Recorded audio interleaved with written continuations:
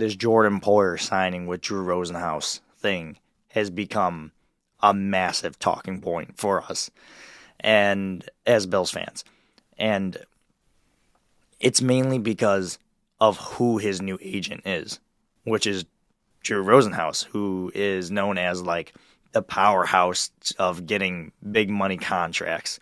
And everyone was like, oh God. And then Rachel Bush put out there like, hey, yeah, all pro Jordan Poyer. He deserved to get paid. Like, and it's like weird because like everyone like you feel a certain way about Rachel Bush in amongst Bills fans. You either like her just because she's advocating for a significant other, which I genuinely understand. Like, if you're doing good at your job, but you're getting paid like someone below you, wouldn't that make you upset? Like, it's like I the best way I could work it make a analogy to this is like if you were being paid as a cashier at Wegmans, but you were the manager. Like, wouldn't that kind of make you upset? I mean, for me personally, I'd just be like, that doesn't make any sense. Now, I understand that some of the contracts that he's been given have been team friendly, and he did that willingly. So you do have to take that into account. However, he understands that, well, he's indicating, because he hasn't outright said it, that like, hey, I don't have that many more bites at the apple. Maybe I should be proactive, assign my new agent, Drew Rosenhaus, so I can get a bigger contract. And I lied, actually. Apparently, he and Drew Rosenhaus have approached the Buffalo Bills about the idea of him getting a new contract extension, and that he has the intentions of staying with the Buffalo Bills. So, Justin, that is good news, and it's good and bad at the same time, right? Like, it's good because he wants to stay with the Bills. It's good because if we do re-sign him or extend him, it's probably going to free up some cap space.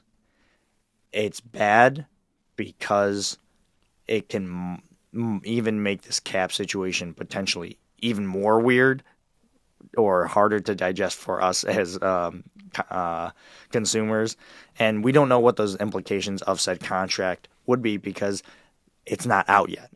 So what are your overall arching thoughts about Jordan Poyer, Rachel Bush, Drew Rosenhaus, and ultimately what it means for this Buffalo Bills franchise and chances to win the Super Bowl? Yeah, so this is kind of what I was hinting at just a couple minutes ago. I'll come right out and say that I think this is where the cap's going to get even screwier, because I do think that Bean is going to work out an extension with Jordan Poyer. I don't think it's going to be nearly as ridiculous as we think it might be because Drew Rosenhaus came in. Like, Drew Rosenhaus is, like you said, he's a power agent, but, Bean seems to give his players a pretty fair evaluation and what the market's dictating, what their age is. All those things typically seem to be factored in pretty well when Bean works out these deals. So not only do we want Poyer around, not only is he a great player for this team, but also working out an extension with him, much like we just saw with Diggs, gives the ability to free up a little bit more cap space this year. And while we do have a little bit to play with right now, we talked about you got to figure out what we're doing at cornerback too. We got to figure out the rookie class. And then Bean always likes to have that little bit of cap buffer to have throughout the season for making additions and subtractions. So I think it just kind of makes sense for both sides to get a deal done. And like you said, it sounds like Poyer wants to stay in Buffalo. He just wants a little pay bump. And for a guy like him coming up on a contract year, it might even just be, more than a pay bump, maybe just a few more years added into it for that security, because he's going into what, age 32 season. So, Something like that. Yeah, just knowing that you have a paycheck for 3 more years, Maybe it's a little bit of a pay bump is beneficial. But what I look at most with this conversation is I see it all over like social media, Twitter, whatnot. People mad at Jordan Poyer because he wants more money, because he signed a contract, all this yada yada. And kind of the way I look at it is when you're looking at him being a Pro Bowl snub, or him and Micah Hyde not getting enough respect as this great safety duo, and all that goes on. Well, not when he's playing at that level, he's going to want to get paid at that level. Yeah. So you really don't get to have it both ways, where we're complaining that he doesn't get the notoriety, the recognition throughout the league, but then when it's time to get paid for playing at that level, we don't want to give him that either. So we can't have it both ways. You got we can't have the somewhere cake in the and eat middle. it too. Yeah, Right. I hear you. I was looking on my phone because I was trying to find that exact tweet from who it was who reported that Rosenhaus and Poyer approached the Bills. So, yeah, stay tuned for what might happen in these next couple of weeks with Jordan Poyer. And I'm going to put something out there that you might not like. What do you do if you can't make, what do you do if you're Brandon Beane and, for whatever reason? And I do want to preface this by saying I love Jordan Poyer. I want him to be a Buffalo Bill, and he is super underappreciated, just like Micah Hyde. And like I mentioned, he deserves to be compensated as such. So I'm gonna put that out there real quick.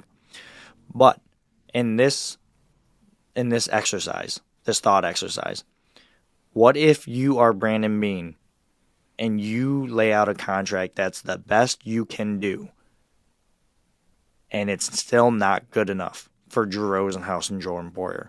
At that moment, do you trade him? Or do you think that, hey, this is probably gonna end up in a holdout type of situation, just like Ezekiel Elliott before he got his contract a couple years ago? What do you do? What do you do if either of those situations happen?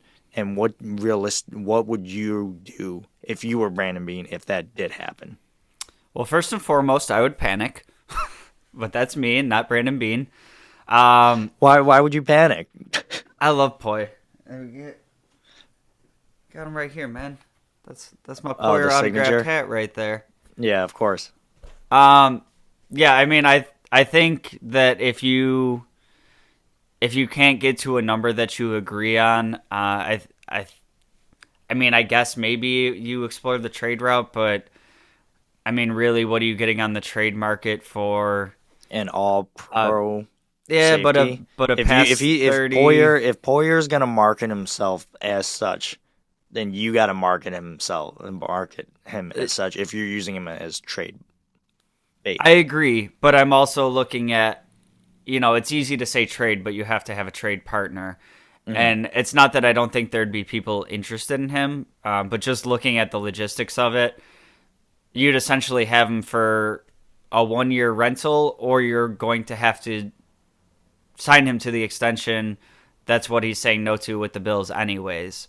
So I think while holdouts are just absolutely terrible and it's something that I would try to avoid, I think if it came to be where he kind of wanted to explore the market, I think he's going to get the fair offer from the Bills. And I think the offer that Brandon Beane will give him will be about what he would get if he wanted to explore it somewhere else.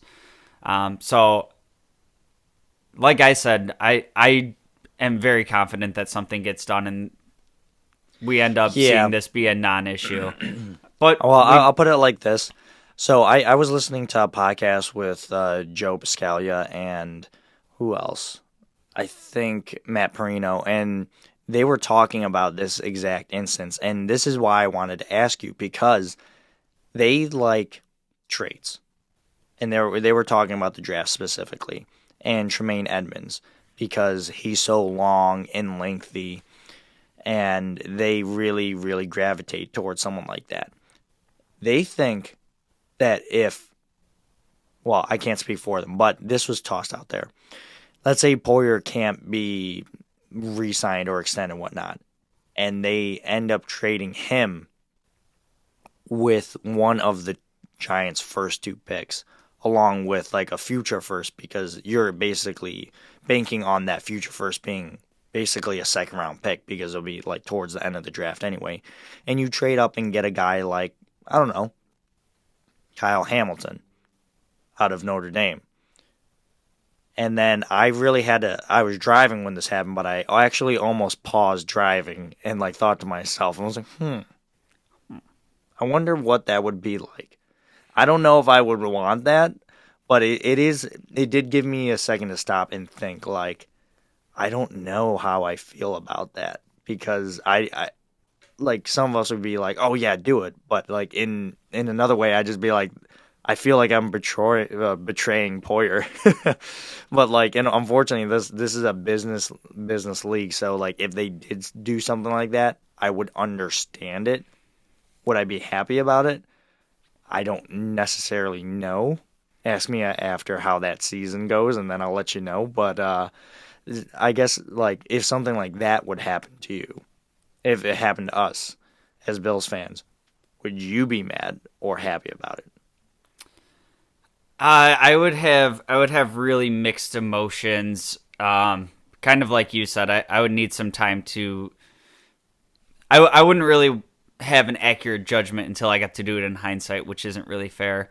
For me, I think this is one of those, what is it, a bird in the hand is worth 2 in the bush type deals. I've never heard of that before. It's kind of, the quantity, the knowing what you have and the value in one thing being Poyer. And yes, the idea of getting Kyle Hamilton on your team, like, that sounds great and everything. But we see it every year in the draft. No matter how blue chip these players are, there's misses all over the place. You're definitely banking on the fact that this guy comes in with unbelievable traits. Unbelievable traits, length, size, instincts. And you know Brandon Beane and that draft room. They love stuff like that. And current examples of that, again, Tremaine Edmonds, Spencer Brown, Josh Allen.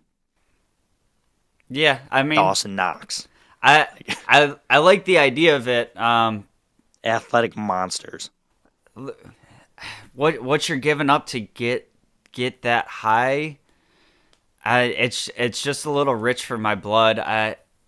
Yeah, I mean, like, hey, that's okay if you feel like that. We're just this is all hypothetical. Yeah, but I think I thought it was a very interesting talking point that Joey B and Matt Perino brought up, because I was like, I wonder how I feel about that. And the answer for me is still, I have no idea. Yeah, this is the time of the year for some, like, really fun hypotheticals like that. You start plugging stuff into the mock draft simulators and whatnot.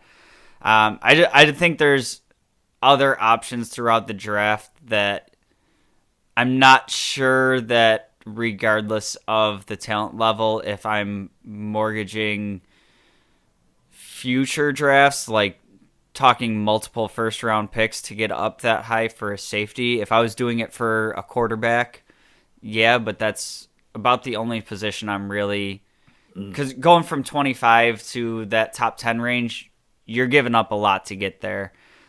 So if he were falling down the draft board and it's somewhere in the 15 range, sure, maybe we pursue it. But the other thing with this whole Poyer situation is you can go into the draft and not have that situation resolved yet, and you can look at those options, and then kind of changes the leverage. Like you said, it starts to sound kind of grimy, but it is kind of the dirty business end of the NFL too. Yeah. So we definitely talked about the Poyer contract thing a lot longer than I had originally intended to. But likewise. I really, really enjoyed the fact that we were talking about it. And, at the end of the day, Jordan Poyer deserves to get paid. He really does. He absolutely does. And old Buffalo Bills regimes in the past would let players like Jordan Poyer walk, but this Bills regime has shown that, hey, you come here, you do your work, you have that right DNA, we want you here. We've seen examples of that not work out.